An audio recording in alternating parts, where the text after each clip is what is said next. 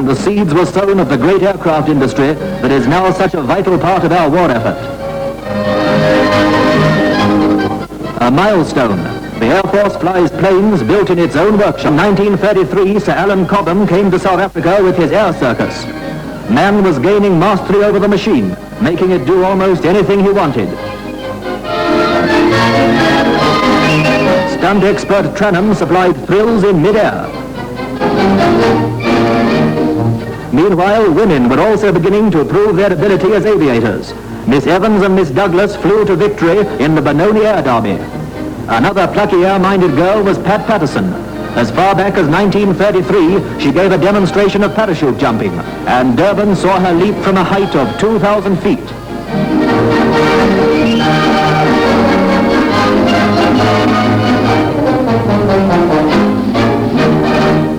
About this time, Victor Smith was attempting a flight from the Cape to England. He was unlucky, but his activities kept aviation to the fore for many months. Then the Imperial Airways Helena arrived. With a wingspan of 130 feet and accommodation for 40 passengers, she was the largest aeroplane yet to visit the Union. Planes were getting bigger and more like the aircraft we know today, and the next year saw an even greater improvement. In 1934, South African Airways brought out new planes capable of over 200 miles an hour. While civil aviation accelerated at an almost unbelievable speed, amateur flying men got busy with gliding. On the Ront in particular, they achieved amazing success. War clouds were now thick over Europe, and the nation's thoughts turned to problems of defense. The Air Force assembled in the Union the Fairey battle bomber. By now, too, a government drive to train 1,000 pilots was well underway. At aerodromes all over the country, flying enthusiasts were given every assistance to obtain their licenses. Thanks to this scheme, the Union had a substantial number of trained pilots ready to take to the air at the outbreak of hostilities. September 1939, South Africa is at war. Recruits from every walk of life flock to every branch of the Air Force, and each week sees new faces at the benches of the training workshops. Our planes must be kept in fighting trim. Our machines must be better than the enemy's. Our ground mechanics must know their job.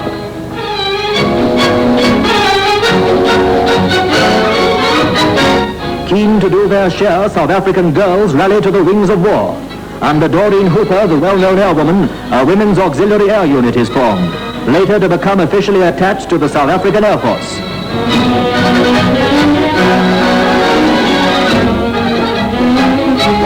In the workshops, the girl recruits go to it with a will. They're doing men's jobs and doing them thoroughly.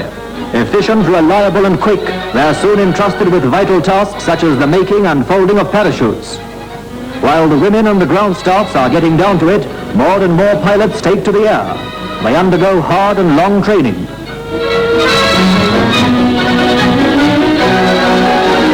The great moment arrives when the men receive their much coveted wings.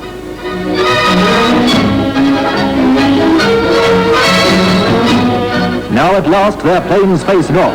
Another squadron of our cavalry of the clouds leaves the homeland and rides to war, this time in the famous British Hurricanes. Nearer home, operating from Union bases, machines of the Coastal Command carry out daily patrols. Flying out to sea, they meet and take under their wing those gallant British convoys that are still delivering the goods. Abyssinia brought South Africa's airmen their first taste of war. Although outnumbered by about 10 to 1, they outgunned, outmaneuvered, and outfought the Italians every time. They helped to pave the way for the lightning advance by the Springbok land forces. These are only some of the 300 Italian planes destroyed in the Abyssinian campaign.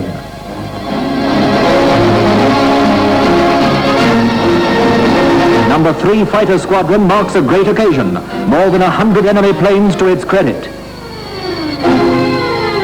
After Abyssinia, it was a short hop to the Western Desert, where the Springboks fought their greatest and toughest battles against the more formidable Luftwaffe. Shuttle bombing was the order of the day, and Rommel felt the full power and punch of South Africa's daring and hard-hitting airmen. In the fluctuating fortunes which marked the earlier desert battles, the Springboks were always in the van. When the decisive battle at Alamein began, the South African airmen were there, and they followed the Afrika Korps until it was flung out of Africa.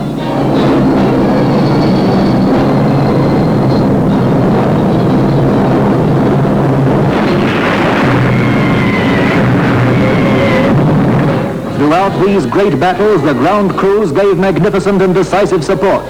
Their work helped to end the African campaign and to take the war across the Mediterranean to Italy. In the battle for Italy, South African fighters and bomber pilots are continuing to straf and harass the German forces.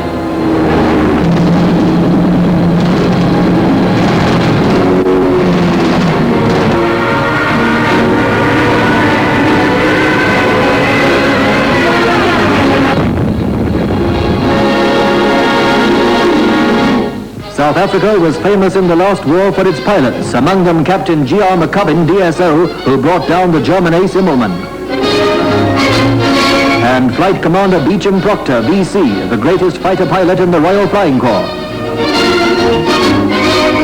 And one of the greatest pilots in the RAF today is Wing Commander A.G. Malone, DSO and bar, DFC and bar.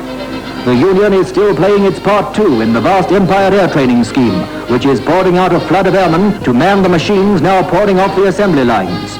Keynote of the scheme is physical fitness. No matter how skillful and daring you are, you have to be 100% fit to fight in modern air war.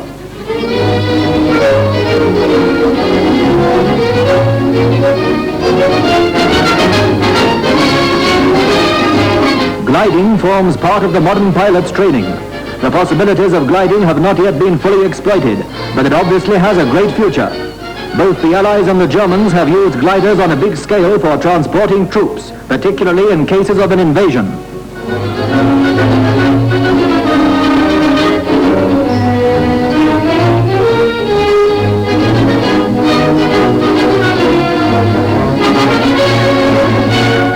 The South African Air Force is served by pilots of the finest type who are trained to the minute, and by ground crews who are skilled craftsmen.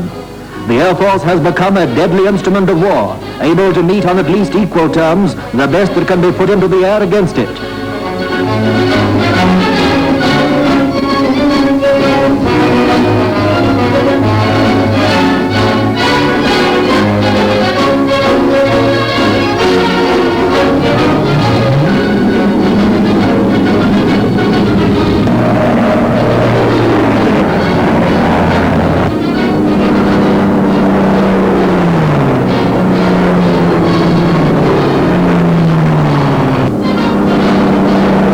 The Air Force has made colossal strides.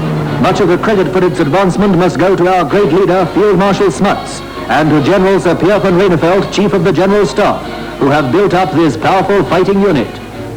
The Air Force is a great fighting service. To belong to it is both an honor and a privilege, and we appeal to all young South Africans whose conscience points to them the path of duty to obey their conscience. Follow that path as these Springboks have, and be proud to be in at the finish of this war in such grand company.